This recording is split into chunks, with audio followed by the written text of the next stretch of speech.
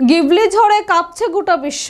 জাপানি অ্যানিমেশন নজর কেড়েছে সকলের। বর্তমানে সমাজ মাধ্যমে রীতিমতো ট্রেন্ড হয়ে উঠেছে নামক গিবলি এআই জেনারেটেড স্টাইল। এরই মাঝে দেশের প্রধানমন্ত্রী সহ অন্যান্য রাজনৈতিক ব্যক্তিরাও এই ট্রেন্ডে ঘা ভাসিয়েছে।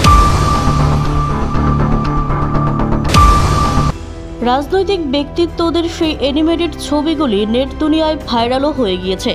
এই তালিকায় রয়েছেন অমিত শাহ, শশী থারুর, দেবেন্দ্র ফাডনবিসদের মতো নেতৃত্বদের নাম। সম্প্রতি মাইগভ ইন্ডিয়া নামে ভারত সরকারের ওয়েবসাইট থেকে নরেন্দ্র মোদীর গিবলি ফিল্টার ব্যবহৃত ছবি পোস্ট করা হয়েছে। ওই পোস্টে তার সঙ্গে ডোনাল্ড ট্রাম্প এবং ফরাসি রাষ্ট্রপতি ইমানুয়েল ম্যাক্রোকেও দেখা গিয়েছে।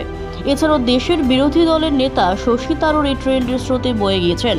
তার এআই জেনারেটেড 4টি ছবি পোস্ট করে ক্যাপশনে তিনি লিখেছেন, তার সমর্থকরা এই ছবিগুলি তৈরি করেছেন। মহারাষ্ট্রের সদ্য মুখ্যমন্ত্রী দেবেন্দ্র ফাডনবিস সমাজ মাধ্যমে এআই জেনারেটেড ছবি পোস্ট করেছেন।